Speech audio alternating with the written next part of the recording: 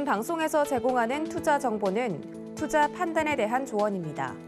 방송에서 제공하는 주식의 가치, 가격 상승 및 가격 하락에 대해서는 방송사에서 보장하지 않습니다.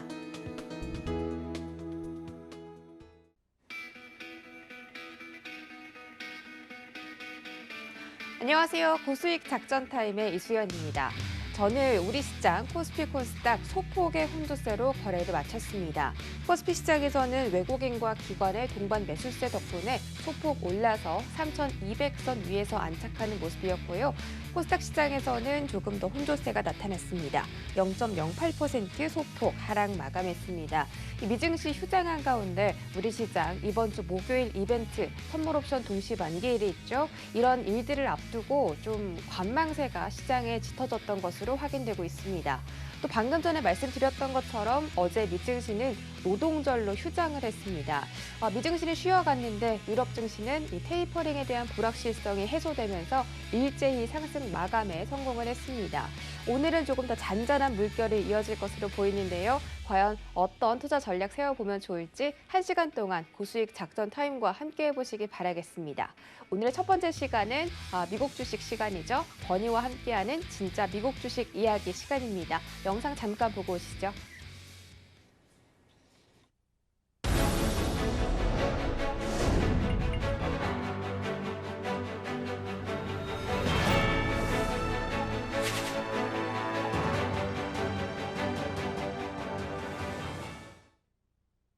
네, 미국 시카고에서 재무 컨설턴트로 계시는 버나드 케인과 함께하는 미국 주식 이야기 시간입니다. 이 시간 항상 유익한 종목들 소개해드리고 있는데 벌써 저희 코너에서 소개해드린 종목들 수익률이 굉장히 좋습니다. 자, 오늘은 과연 어떤 종목일지 바로 만나보도록 할게요. Call it a pivot, okay? Where we all knew Microsoft as Excel, Word, Outlook, that sort of thing. What we have seen in Microsoft is a pivot, say since 2014, where they went from a company that was basically, let's call it a computer software selling company, where they sold you Excel, they sold you Word, they sold you Outlook, and then they had their operating system. So you bought all these things. They've turned that into a pay-as-you-go service where in essence you subscribe to things right now. So if you go buy a computer today, let's say you're just an individual, you go buy your own personal computer, you have to buy, and if you want to buy Office 365, you don't pay for it anymore for $199. You actually buy it on a subscription basis at $13 a month, okay? And if you think about it, within about a year, you've paid for about 80% of the cost of your subscription or whatever you want to call it, the cost you used to pay for before. Well, if that payback is just over a year, and yet you know you're going to be actually paying for this thing for 5 years, 10 years, they're going to make so much more money on you. So they finally figured out the way that they want to propose their business. And it's more of a subscription business than actually selling software products. So that's one thing. Then the other thing is Microsoft is now the second largest cloud computing company in the world behind Amazon Web Services. Microsoft has 19% of that industry. And if you think about where that industry has gone, in the first quarter of 2020, the industry was basically spending $19 billion in this first quarter of 2020. $29 billion, I'm sorry, $29 billion in the first quarter of 2020. That's up now to $42 billion spent in that industry in the first quarter of 2021. So that growth is up about 38%. That's tremendous. In June, at the end of June this year, Microsoft introduced Windows 11 for personal computers. That's a whole nother system. And what that is that's also going to tie into what else they're trying to do, which is they're trying to make a virtual experience. They're trying to have basically a cloud PC is what they want to introduce. So instead of having on your computer all the stuff on your hard drive, you're going to actually have your stuff in the cloud. So is this digital acceleration? I think so. And I think that that trend is going to really benefit Microsoft, because if two people, if you're a person and you have a work computer and a home computer, both are going to access the cloud, you're going to need to pay for 2 subscriptions. So they're making more money. It's all a huge positive for them. 네, 마이크로소프트가 기존에 영위하던 사업들은 이제 구독 체제로 바꿨고 지금은 이 클라우드 컴퓨팅 시스템으로 좀 가고 있다. 개인용 컴퓨터를 위한 신사업을 영위하고 있다고 합니다. 마이크로소프트에서 이런 신사업 분야를 어떻게 활용하고 있을까요?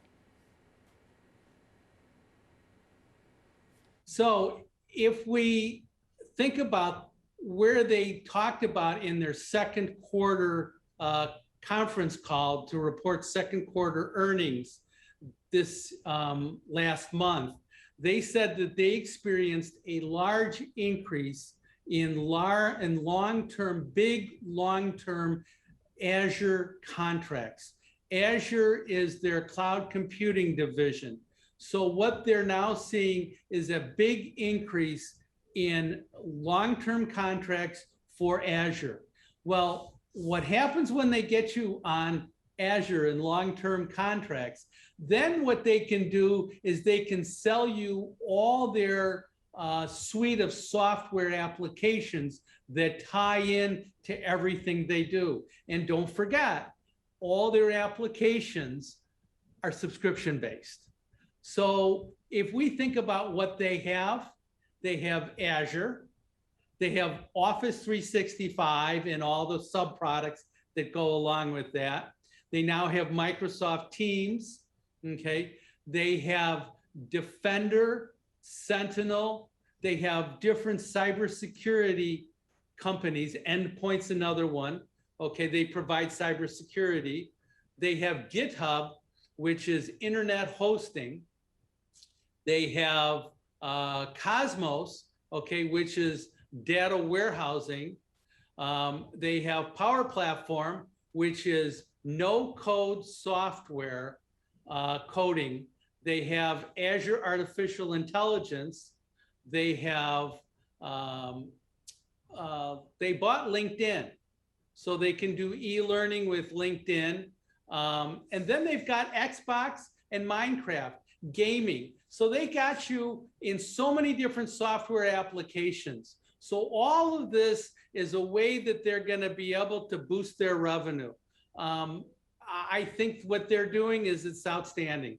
And the more software applications they can bring in to their cloud computing operation, the better off they are in terms of whether they want to access individuals themselves or access large corporations. 네, 디지털의 발전과 변화에 맞춰서 전 세계 부동의 1위라고 하는 그런 마이크로소프트도 클라우딩 컴퓨팅이라든지 이 개인들의 니즈에 맞춰서 점점 더 신사업을 더 꾀하는 모습 보여주고 있습니다. 그렇다면 이 마이크로소프트에 대한 성장성에 대해서는 어떻게 보고 계십니까? So Microsoft is approaching a $2 trillion market cap. They're only the second company ever to achieve $2 trillion as a market cap, Apple being the other one. But I think the growth potential for Microsoft, unless Apple introduces a whole new product that we've never seen and gotta have kind of a thing, it's favoring Microsoft right now. So think about this. When people go back to work, okay, they're gonna spend, a lot of people are going to spend half their time working a couple of days a week in the office and half their time working a couple of days a week at home. Okay, so they're going to need to have basically 2 setups, home and office. And what that just does is that connects Microsoft into having basically a whole service at home and a whole service at the office. And the dependency on cloud services now is going to be so much bigger. So that's the large driver for what's going on. We're going to expand the cloud computing services across the whole spectrum. And since 2017, that has caused Microsoft to outperform the whole S&P index, the NASDAQ 100. It has been a stock that outperforms the indexes as a whole. 네, 항상 이 나스닥 지수와 이 종목을 잘 비교를 해주시는데 항상 마이크로소프트가 나스닥을 넘어서는 모습 보여줬고 앞으로도 이 클라우드 컴퓨팅 서비스를 통해서 더 확대될 것이다 이런 성장성이 집과 사무실에서 모두 이 컴퓨터를 써야 하는 그런 환경이 더 만들어지고 있습니다. 자, 클라우딩 컴퓨터 업계에서 마이크로소프트만 있는 것이 아닐 텐데요. 어떤 경쟁사들이 있는지 좀 비교해 주실까요?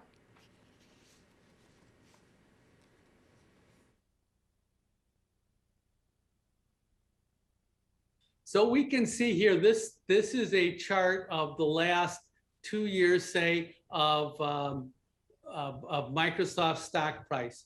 But I want to also think about Microsoft stock price in comparison to other cloud computing companies and to the biggest cloud computing company, Amazon.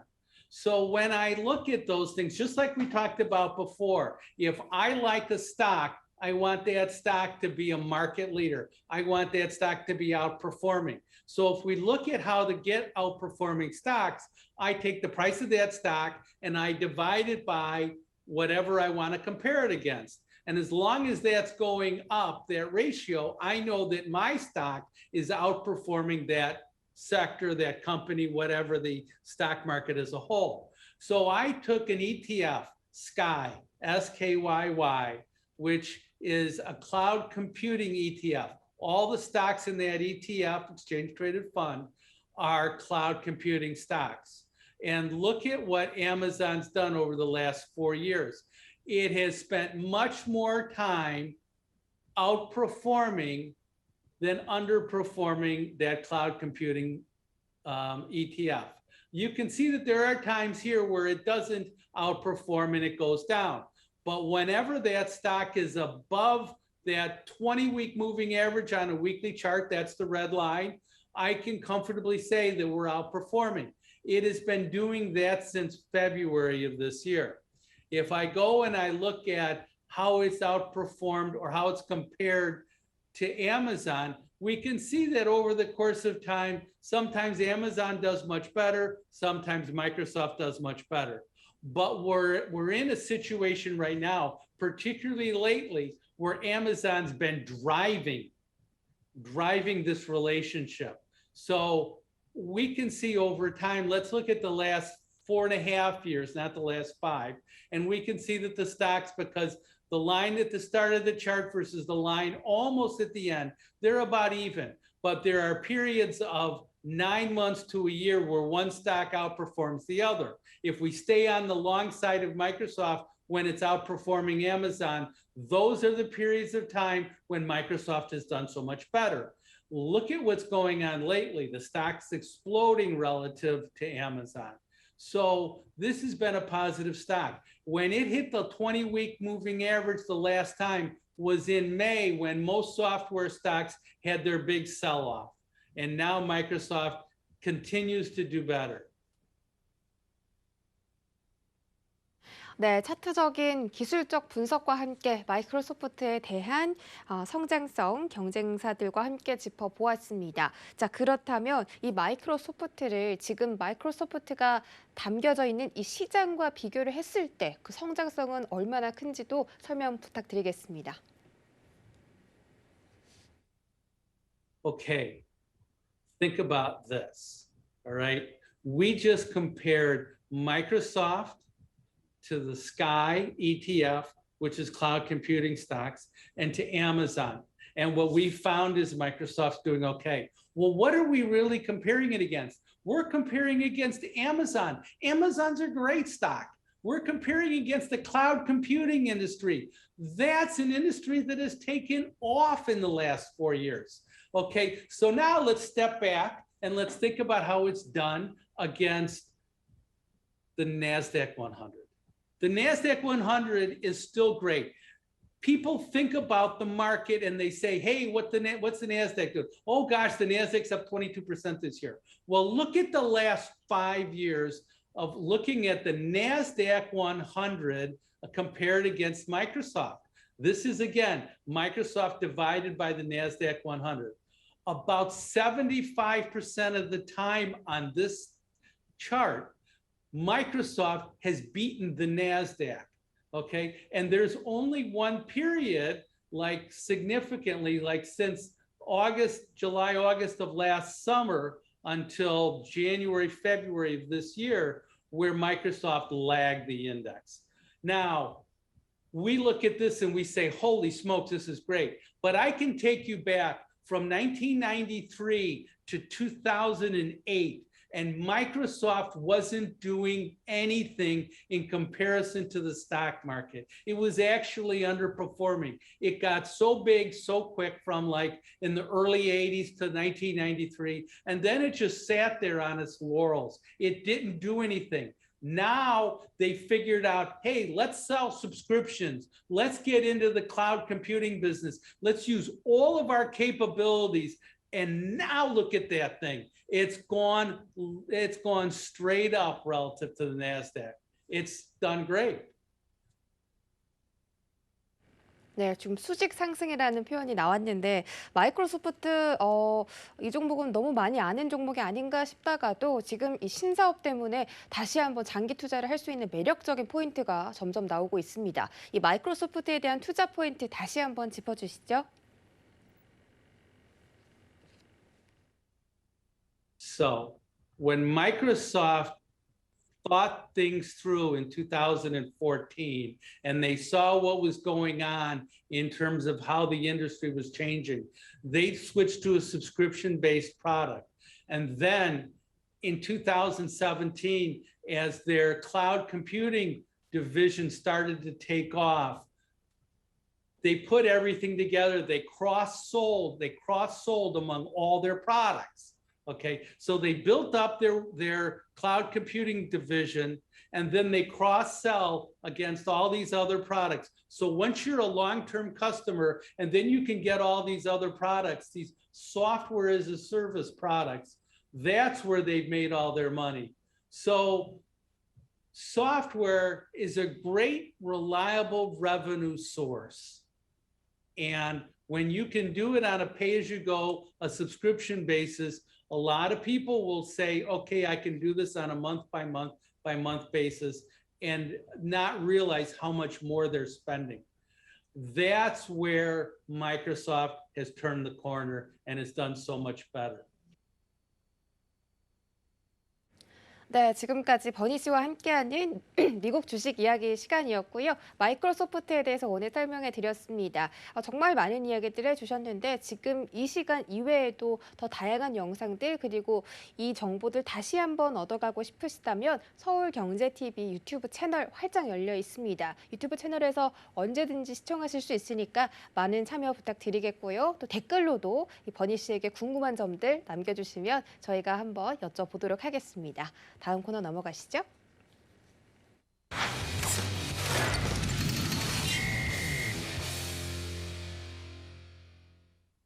네, 이어지는 시간은 김민수의 작전 키워드 시간입니다. 레몬 리서치 김민수 대표와 함께합니다. 안녕하세요. 네, 안녕하십니까. 네, 반갑습니다. 자, 첫 번째로 이번 주 글로벌 이벤트부터 체크를 해보도록 하겠습니다. 어제는 미국 증시가 노동절로 휴장을 했고요. 이번 주부터 좀 다양한 이벤트가 좀 존재하고 있습니다. 지난주에 테이퍼링이라든지 고용지표 이런 부분들 발표가 됐고 이번 주에 연준의 베이지북에 좀 집중을 해야 한다라는 이 투자자들의 목소리가 커지고 있고요. 이번 주 우리 증시에서는 또 수소 관련 이벤트도 있고 선물 옵션 동시 만기일까지 앞두고 있어서 참 여러모로 이 변동성도 크고 또 종목에 많은 영향을 미칠 수 있는 그런 이벤트들이 있는 것 같습니다. 한번 정리해 주시죠. 네, 이번 주 일단 9월 7일 화요일 같은 경우는 오늘이죠. 현대차의 하이드로겐 웨이브라고 하는 수소 관련된 얘기들 예정이 돼 있고요. 현대차에 또 집중된 또 여러 가지 투자 확인해야 될 것 같고요. 그밖에 현대중공업 공모주 청약이 이어지는데 6만 원으로 확정됐죠. 어떤 기관의 러브콜이 강하다라는 점도 염두하셨으면 좋겠고요. 그밖에 이제 중국 8월달 수출입 동향들도 지켜볼 부분들이고 9월 8일 수요일 날 같은 경우는 또 이제 대기업 CEO 탄소 중립 협의체가 출범합니다. 저희가 대부분 다 아는 10대 기업들이 이제 탄소 관련된 쪽으로 어떻게 가겠다라는 입장을 보여줄 걸로 생각되고 있는데 이벤트 노출도 한번 생각을 하다 보니까 어떤 따라가는 것보다는 갖고 있던 분들이 한번 정리하는 시점이 나와야 되지 않을까 싶고요. 또한 미국의 연준의 베이지북 공개되면서 미국의 경제 상황들 얘기할 걸로 보여지고 있고요. 9월 9일 목요일은 선물 옵션 동시 만기일입니다. 그런 쪽에서 또 편입과 편출 종목들 쪽에서 변화 나오는 부분들 체크해야 될 것 같고요. 그밖에 22 통화정책회의가 예정돼 있는데 그렇게 큰 변화는 없을 걸로 보여집니다만 지금 아마 서서히 긴급자금으로 어떤 매입을 확대했던 채권 매입 확대했던 부분들이 약간 서서히 변화가 나오지 않을까라는 쪽도 눈여겨보셔야 될 것 같고요. 9월 10일 금요일 같은 경우는 미국의 8월 생산자 물가지수 발표가 될 예정인데 최근에 원자재 가격 상승하면서 부담은 되고 있다라고 보여지고 있습니다. 네, 이번 주 증시 일정들 챙겨드렸습니다. 오늘의 키워드 한번 만나보시죠. 네, 오늘의 키워드는 대형 IPO주 보호예수 해제라는 소식입니다. 어제도 카카오뱅크가 이 보호예수 풀린다는 소식 때문에 대량 매도세가 나오면서 마이너스 4%대로 거래 마쳤습니다. 카카오뱅크는 지금 우정사업본부 블록딜에 이어서 이 기관들의 보호예수 물량 해제라는 악재가 계속 더해지고 있는데 카카오뱅크의 하락세에 이어서 다른 개인주들이 함께 또 다른 카카오뱅크 관련 금융주들 그리고 카카오 게임즈 관련한 다른 게임 종목들도 좀 떨어지고 있습니다. 이 크래프톤 마찬가지로 IPO 보호예수 물량이 풀릴 것이다라는 예상되고 있죠. 이에 관해서 이 관련 종목들의 주가 향방에 좀 관심이 쏠리고 있는데요. 이 보호예수 물량에 대한 대처는 어떻게 해봐야 좋을까요? 네, 일단 그동안 IPO 했던 종목들 이제 보유예수가 풀릴 때가 됐는데요. 카카오뱅크는 1개월 확약 매도 물량이 이제 풀리면서 상장 후 1개월 때 나왔던 물량들 약 한 314만 주. 그러다 보니까 전체 기관 배정 물량이 한 8.7% 정도 되고요. 크래프톤도 이제 또 94만 주 정도. 그래서 전체 기관 배정 물량의 한 16.9% 되다 보니까 조금 많죠. 게다가 또 SK 바이오사이언스도 이번에 6개월 의무 보유 기간이 만료되면서 기관이 배정받았던 물량의 31.28%. 그러다 보니까 지금 동향을 보게 되면 SK 바이오사이언스가 제일 많은 구조까지 나와 있는데, 근데 지금 아마 신규 대형 IPO 종목들 같은 경우는 일반적으로 어떤 덩치가 크다 보니까 MSCI나 코스피 200 같은 경우 주요 지수에 편입되는 과정 쪽에서 수급이 들어오면서 상대적으로 선전하는 경우가 나오죠. 주가가 오르는 경우가 나오는데 지금 같은 경우는 일단 코스피 200을 기점으로 해서 다 편입이 끝나게 된다라고 하게 되면 더 이상 모멘텀이 좀 제한됩니다. 그렇다고 하게 되면 아무래도 펀더멘탈을 쪽으로만 테스트를 해야 될 것 같은데 그러니까 즉 저희가 보통 보는 상장 프리미엄이 사라지는 거죠. 그런 관점으로 봤을 때 아무래도 추가적인 좀 둔화된 모습들을 생각할 수 있다는 쪽에서 좀 주의를 기울여야 될 걸로 보여지고 있습니다. 네, 보호예수 물량 대응 방법까지 설명을 들었습니다. 자, 오늘에 대한 작전 이야기도 들어볼 텐데요. 어제는 미국 증시가 휴장을 했고 또 전일 우리 증시는 혼조세로 마감했습니다. 그렇게 큰 차이가 있지는 않았는데 이번 주도 역시나 박스권 흐름 예상되고 있고 또 개별 차별화 장세 예상되고 있습니다. 오늘 대응 작전 세워주시죠. 네, 변동성은 계속 장중에 커질 것 같고요. 외국인들 수급 쪽에서 변화가 최근 들어서 조금씩 들어오고 있는데 삼성전자, SK 하이닉스 쪽이죠. 이런 쪽의 변화는 좀 더 기대를 할 수 있을 것 같은데 그럼에도 불구하고 지금 시장의 포인트는 지수와 관련된 부분들 쪽은 좀 피하겠다라는 입장들이 크다 보니까 아무래도 종목 중심, 섹터 중심의 종목의 변화가 좀 강화되는 측면이 높다라는 쪽에서 이런 흐름들을 더 체크를 해야 될 걸로 보여지고 있습니다. 네, 삼성전자와 SK하이닉스 두 가지 시가총액 1위, 2위 종목들 체크하시면서 외국인들의 수급도 한번 살펴보시고요. 이 종목별 장세기 때문에 각별히 투자에 유의하시기 바라겠습니다. 지금까지 레몬리서치 김민수 대표와 함께했습니다. 고맙습니다. 감사합니다.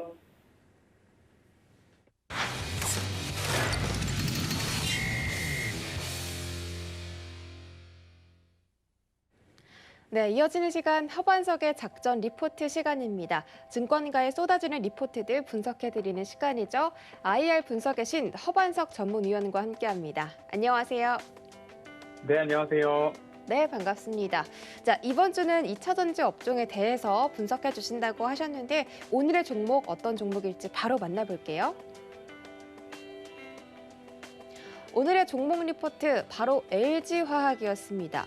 조정 다시 만난 기회인가? 라고 써 있는데 LG화학이 올해 조정을 많이 받았습니다. 90만 원대에서부터 70만 원대까지 하락을 했는데 70만 원도 이탈하고 잠깐 앞자리가 또 6을 찍은 적도 있었죠.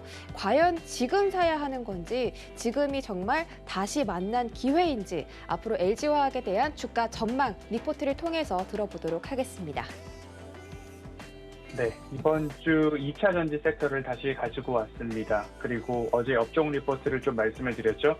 3월 15일 주간에는 LG화학과 SK이노베이션 간의 ITC 소송전에 대해서 다루면서 4월 12일 극적으로 이제 합의가 이루어졌다는 공시가 나왔습니다. 그리고 5월 3일과 4일 양일간을 통틀어서 업종 리포트를 좀 말씀을 드렸습니다.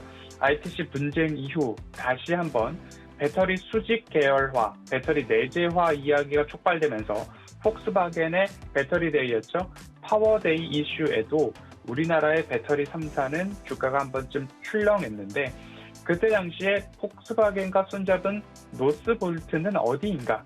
하루아침에 배터리 기술을 뚝딱 완성해낼 수 있는가에 대한 부분들을 조금 심도 있게 다뤘었습니다. 배터리 메이커 제조사뿐만 아니라 이제는 소재, 배터리의 성능 개선과 혁신을 위해서는 소재 업체에도 관심이 필요하다라는 말씀을 드렸습니다.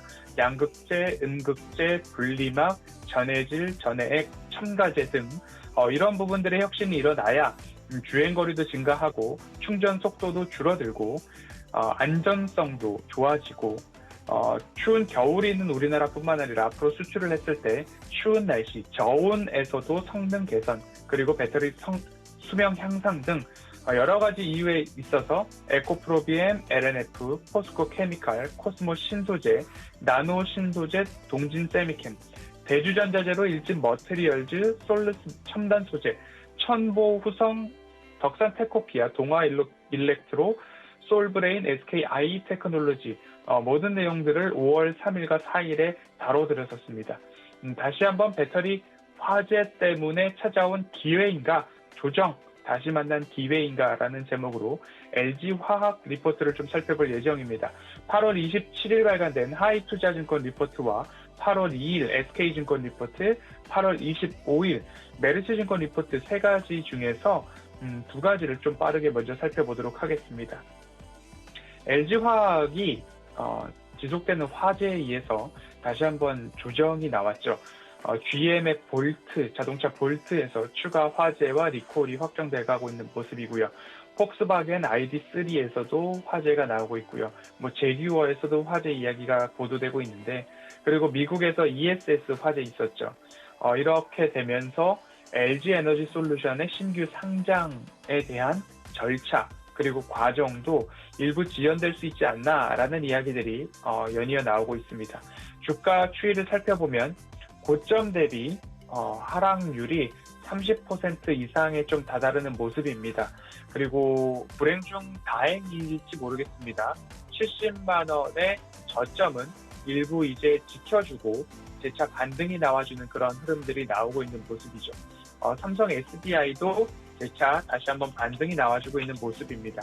LG화학의 전일 시총은 52조 9,443억 원으로 이제는 삼성 SDI를 다시 제치고 시총 6조 원, 시총 6위까지 다시 올라선 모습입니다. 삼성 SDI는 시총 52조 7,424억 원으로 다시 한번 LG화학과 엎치락 뒤치락 하고 있는 흐름들이 이어지고 있습니다. 이제 LG화학을 바라볼 때 무엇을 고민해 보아야 하는가를 한번 살펴보면요. 충당금이 더 늘어날까에 대한 부분입니다. 그리고 파우치형 중심의 사업 전략이 괜찮은가에 대한 부분들이 나오고 있습니다. 배터리는 파우치형, 원통형, 각형 이렇게 좀 나뉘어질 수 있겠죠. 폭스바겐 등 주요 OEM 업체들이 파우치에서 각형으로 이제는 사업 포트폴리오를 그리고 배터리 탑재를 각형 쪽으로 확대하는 흐름 속에서 중장기적으로 LG화학, LG에너지솔루션은 파우치형 배터리 중심의 포트폴리오가 얼마만큼 경쟁력이 있고 장기적으로도 괜찮은가에 대한 부분들 한번 살펴볼 필요가 있겠다라는 체크 포인트입니다. 또 하나는 안전성 및 신뢰도에 대한 부분이죠. 화재가 ESS도 그렇고요. 전기차 배터리에서도 그렇고 나오고 있는데 화재가 발생한 배터리들을 좀 분석을 해보니까 중국 공장에서 화재가 난 배터리는 코나 EV에 좀 탑재가 되었고요. 이번 볼트에 탑재된 배터리는 국내 오창 공장 이야기가 나오고 있고요. 그리고 폭스바겐의 ID3는 폴란드 공장에서 생산을 했다라는 이야기들이 나오고 있어서 한 공장뿐만 아니라 여러 가지 생산 라인에서 조금 문제가 생기고 있는 모습이다. 그래서 기술력과 공정에 대한 신뢰도를 어떻게 회복할 것인가에 대한 부분들이 조금 집중적으로 살펴보아 주고 있는 모습입니다.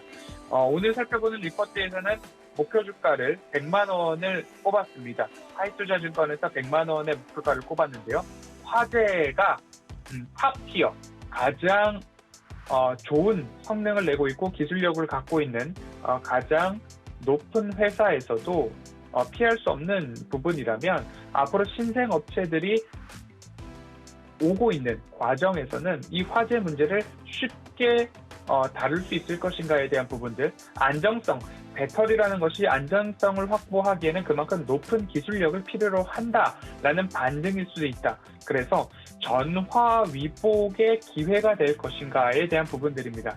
문제점을 해결하고 그리고 고객사들과의 협력 체제가 굳건하다면 앞으로 이제는 화재를 완전히 잡았습니다라는 이야기가 나오고 있고 그리고 폭스바겐 그리고 현대자동차 그리고 볼트, GM사 등과 함께 이제는 이 문제를 일정 부분 해소를 했기 때문에 그리고 앞으로는 합작법인 조인트 벤처를 통해서 배터리가 생산될 예정이기 때문에 이 부분들을 끝으로 잘 해결한다면 전화 위복의 기회가 될 수 있지 않을까라는 말씀을 좀 드려보고 싶습니다. 결국 완성차 업체들, 고객사들과의 무난한 조율이 이제는 관건이 되지 않을까. 그렇다면 고객사들이 앞으로 탄탄하게 협력 체제를 유지한다라는 이야기만 나와준다면 반등의 기점이 될 수 있겠다라는 말씀 좀 드리고 싶습니다.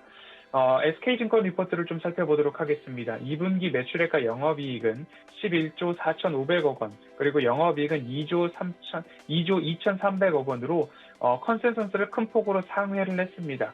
SK 이노베이션과 합의금도 있지만 리콜 비용으로 4천억가량이 비용으로 발생이 돼서 반영이 됐음에도 불구하고 굉장히 좋은 실적을 냈다. 석유화학 부분의 성장성도 무시하지 못한다라는 말씀을 좀 드리고 싶습니다. 석유화학 부분을 조금 더 살펴보면요. ABS 합성 수지는 내열성과 내충격성이 우수한 고기능성 플라스틱으로 보시면 되는데요. 자동차 내외장재, 냉장고, 복사기, 청소기 등 다양한 활용도를 지니고 있는 ABS 합성 수지 분야고요. 그리고 PVC 같은 경우는 폴리비닐이죠. 열가소성 플라스틱이라고 하는데 전선 피복이나 파이프, 그리고 인조 가죽, 그리고 합성 피복, 합성 가죽, 그리고 건축 자재 등 여러 가지로 또 활용도가 있는 분야죠. 2분기 평균 각각 6%, 11%의 가격 상승이 이루어져 있기 때문에 고부가가치 중심의 제품으로 판매 수익성을 조금 높여가고 있다라는 부분이죠. 그리고 2차 전지를 이어받는 소재 부분도 좀 살펴보면 좋을 텐데요. 양극재 그리고 CNT 도전재 관련 이야기를 좀 말씀을 드렸습니다.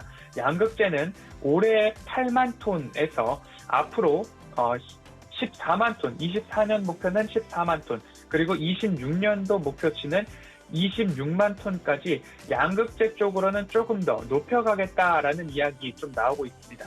그리고 배터리 소재 부분을 말씀을 드리면 CNT 도전제뿐만 아니라 앞으로 이 첨단 소재 분야에서 양극재 사업까지도 앞으로 우리는 배터리와 무관한 회사가 아니라 배터리와 관련된 소재 부문에 집중하는 LG화학이 될 거고 배터리 생산에 있어서는 LG에너지솔루션이 분할되어서 이제 담당을 하게 될 것이다. 과거 배터리를 좀 본다면 14년부터 6년 동안 연간 27%씩 성장해왔던 배터리의 성장성을 이제는 소재 부분에다가 집중을 하겠다라는 사업 전략입니다.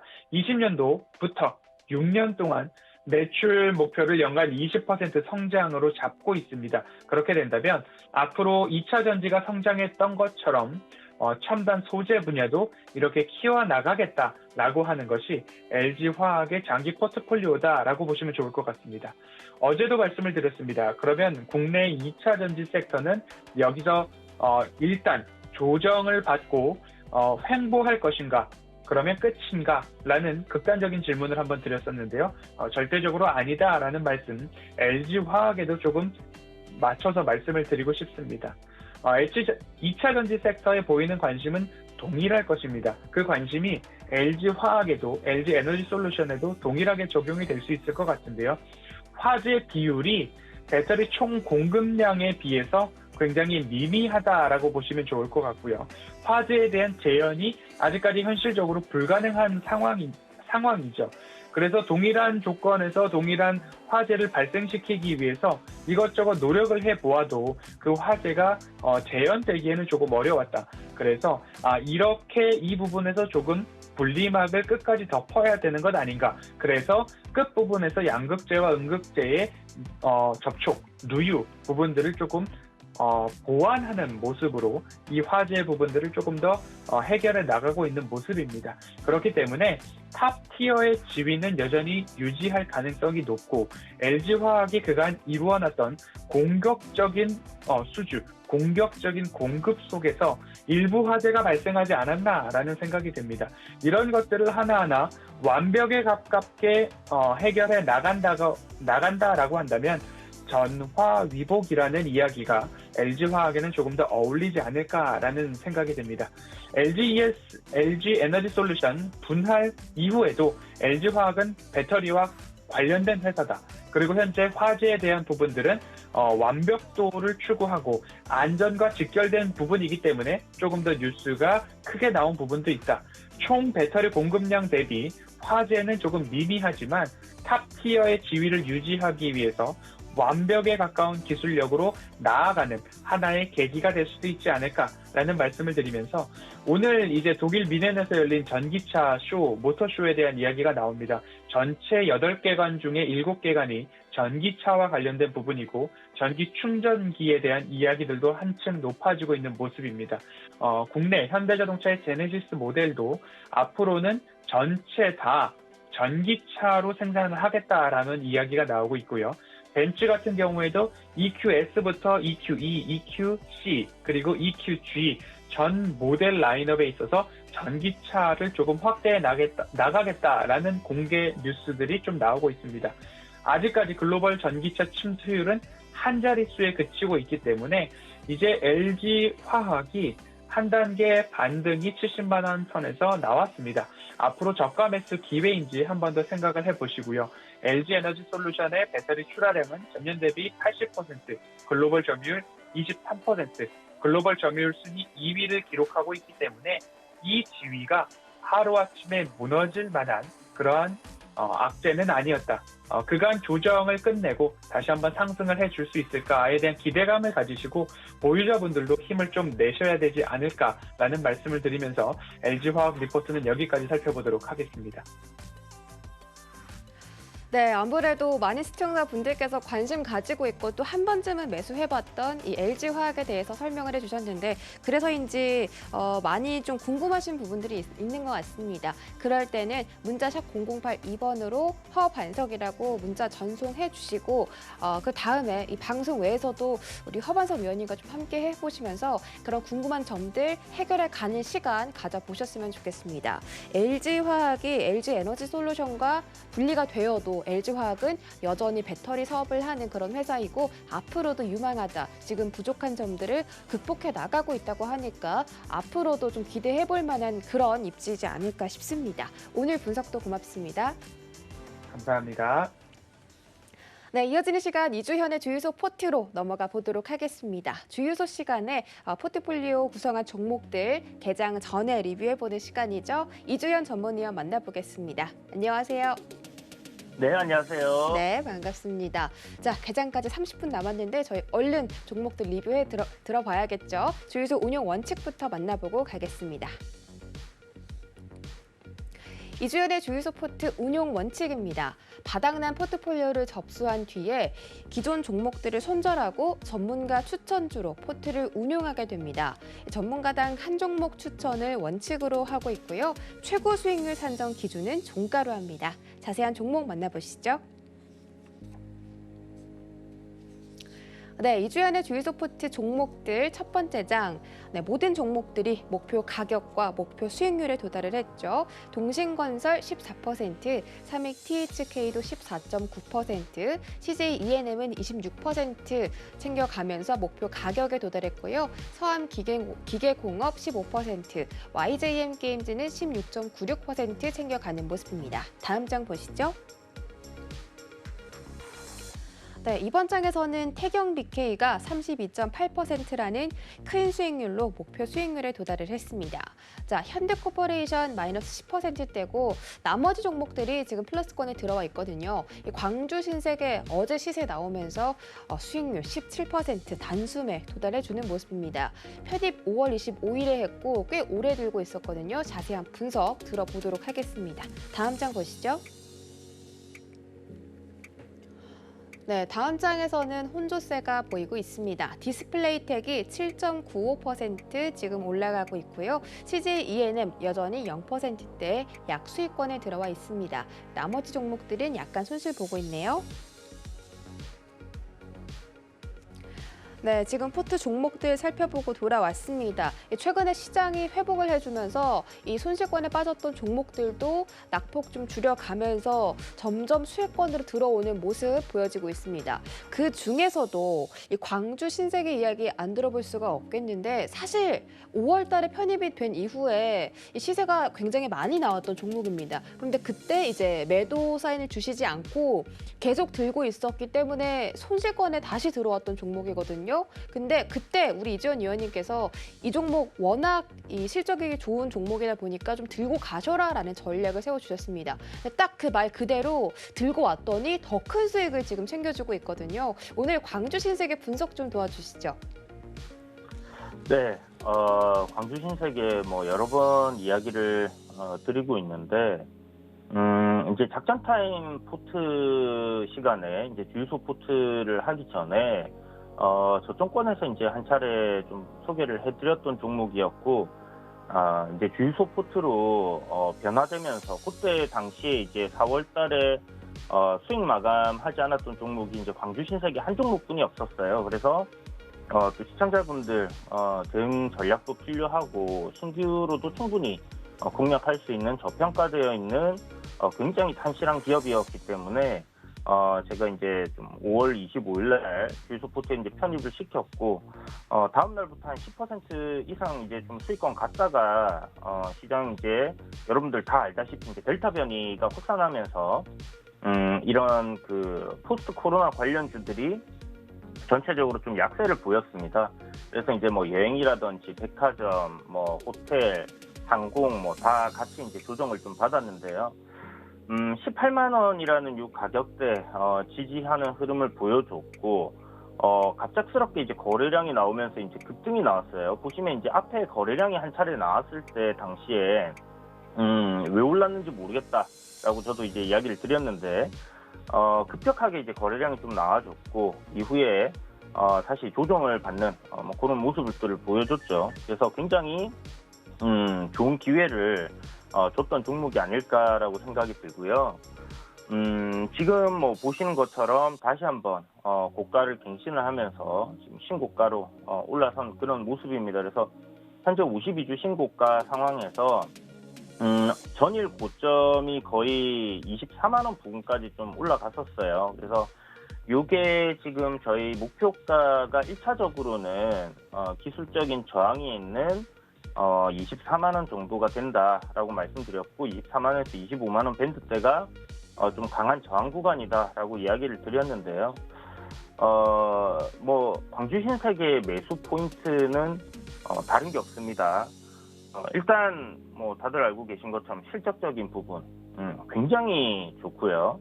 지금 뭐 매출이 한 1,500억 정도 꾸준하게 나오고 있는 상황인데 영업이익률이 400억에서 한 500억이 나오고 있어요.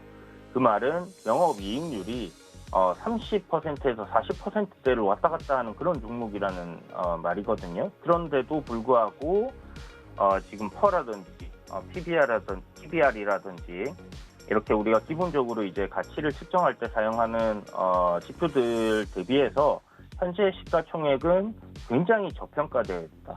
그리고 부채 역시 보시는 것처럼 부채 비율이 어마어마하게 적은 그런 종목입니다. 그래서 굉장히 탄실하고 탄탄한 기업임에도 불구하고 시가총액이 약 한 못해도 5천억에서 1조 가량 이렇게 사이에서 움직여야 되는 종목인데 지금 보시는 것처럼 3,700억밖에 안 되는 굉장히 소형주로 분류가 되어 있고요.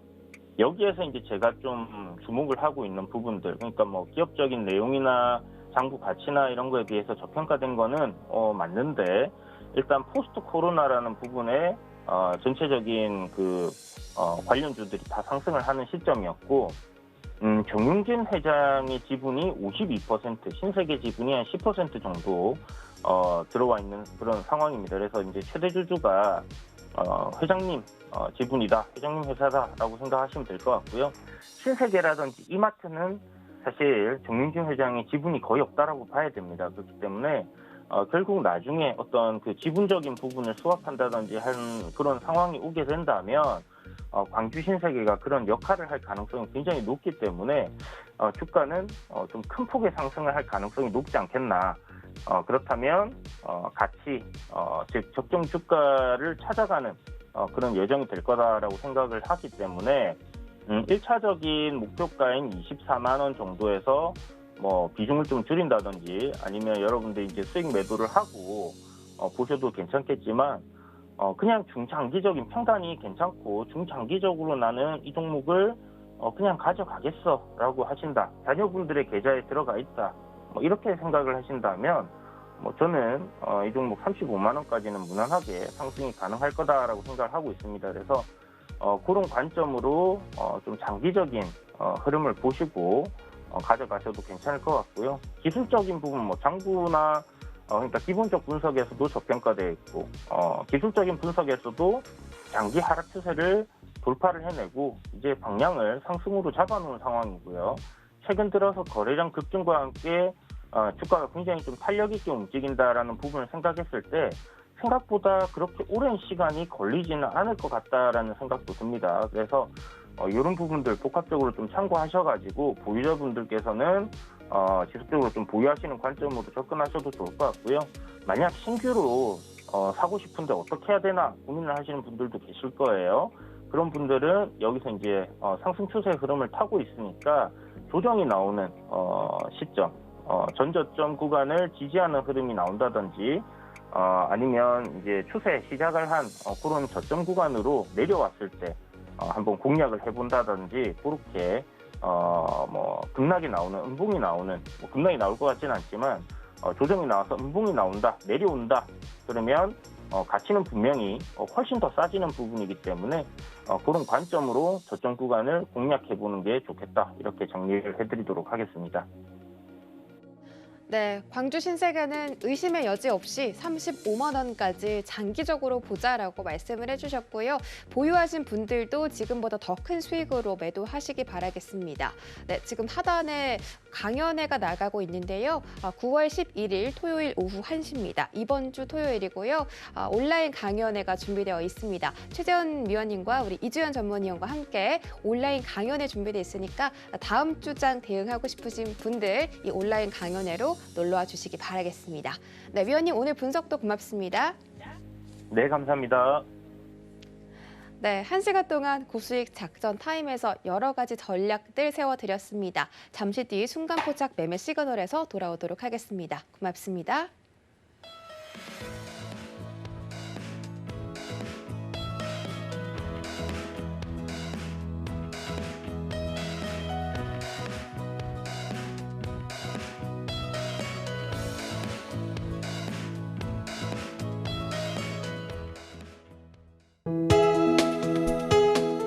본 방송에서 제공하는 투자 정보는 투자 판단에 대한 조언입니다. 방송에서 제공하는 주식의 가치, 가격 상승 및 가격 하락에 대해서는 방송사에서 보장하지 않습니다.